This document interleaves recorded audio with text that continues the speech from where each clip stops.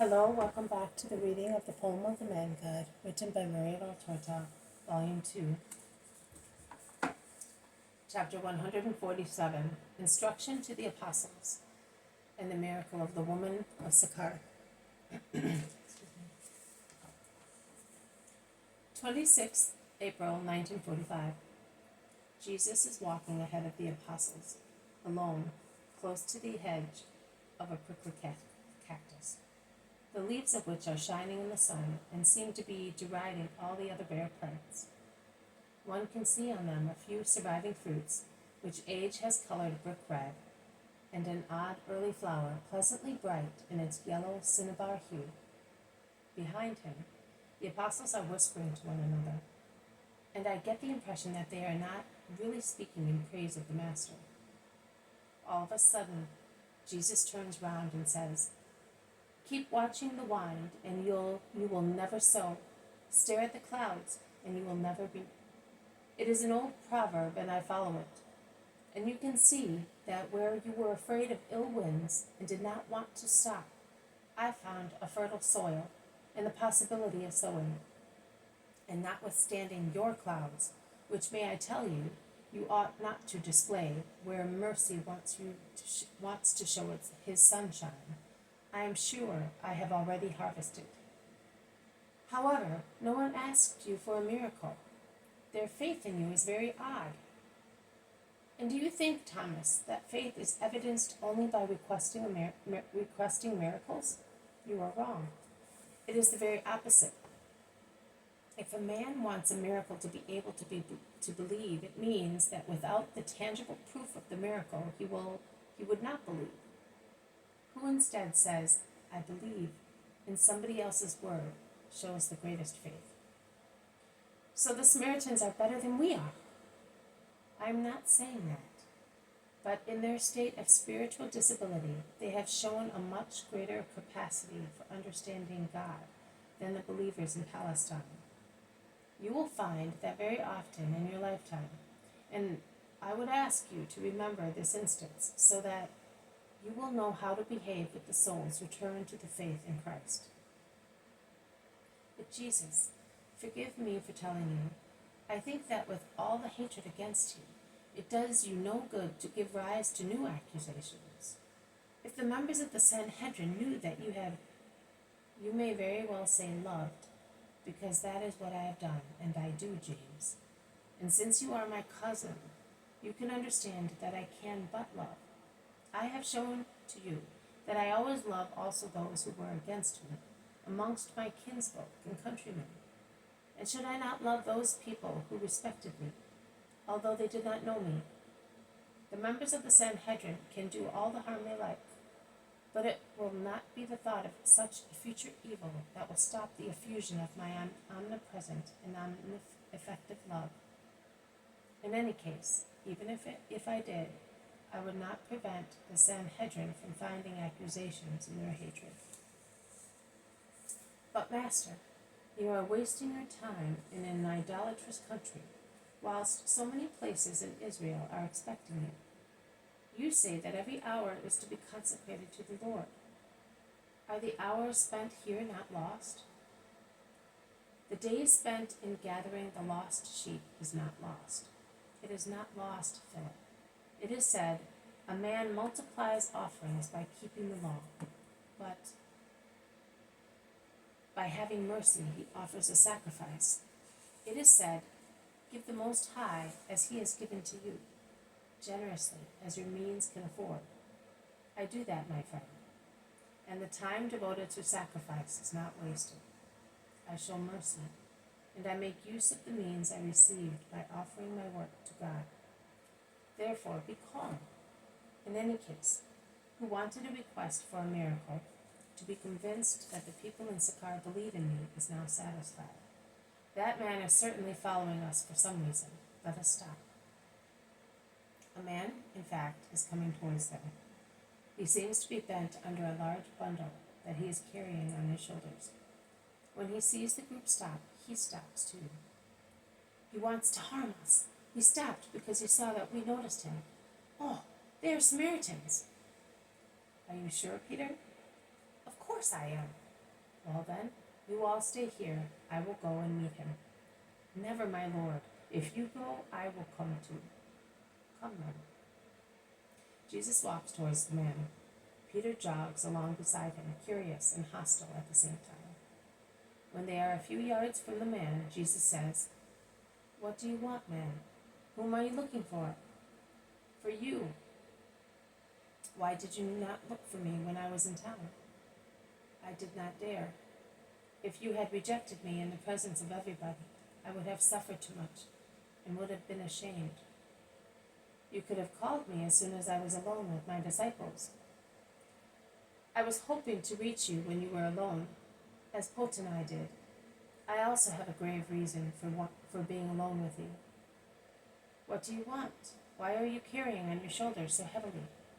"What are you carrying on your shoulders so heavily?" "My wife. A spirit has taken possession of her and has turned her into a dead body and a dull intelligence.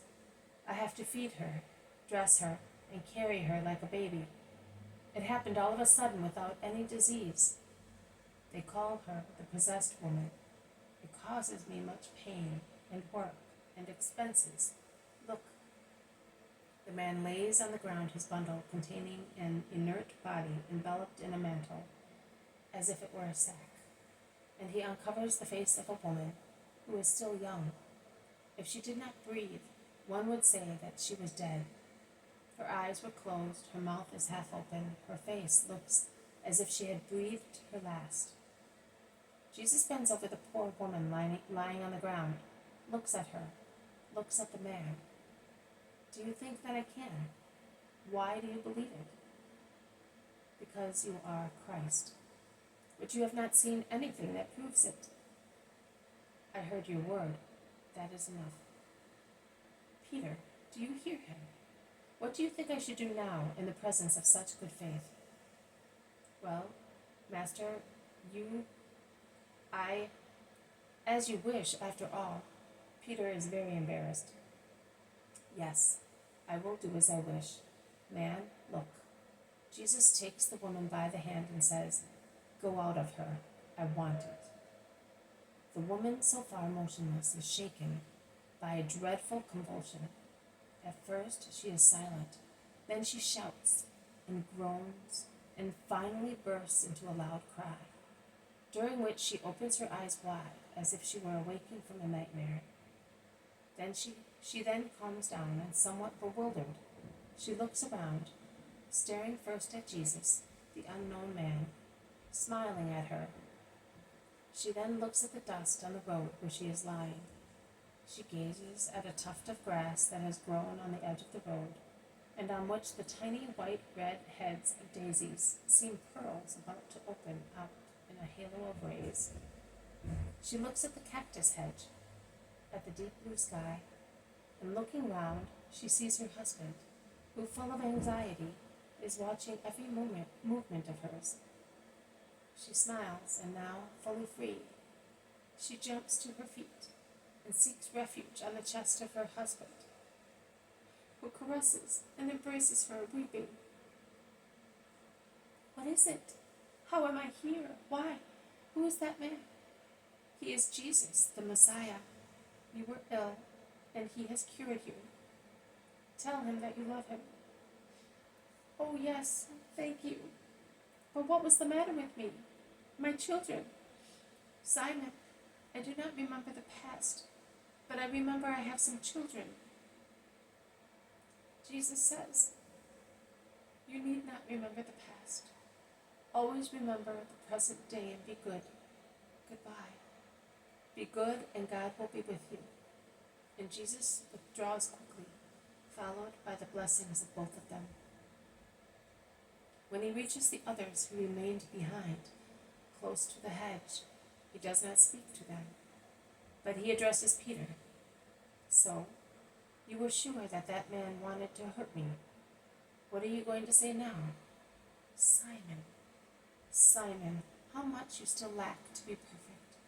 How much you all lack.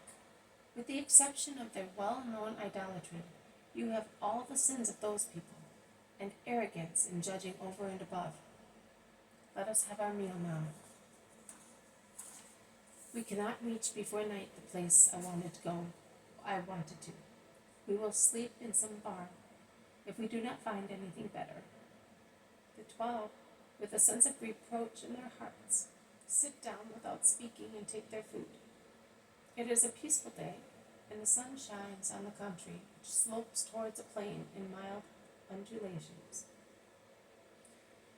After their meal, they stop for a little while, until Jesus stands up and says, "Simon and Andrew, come with me.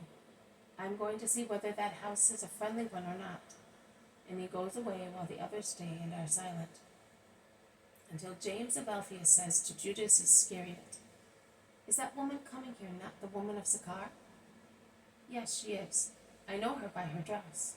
I wonder what she wants." "She will be wanting to go her way," replies Peter sulkily. "No, she is looking in our direction, shielding her eyes with her hand." They watch her until she is near them and asks in a low voice, "Where is your master?" "He has gone away. Why do you want him?" "I need him." "He does not waste his time with women," replies Peter curtly.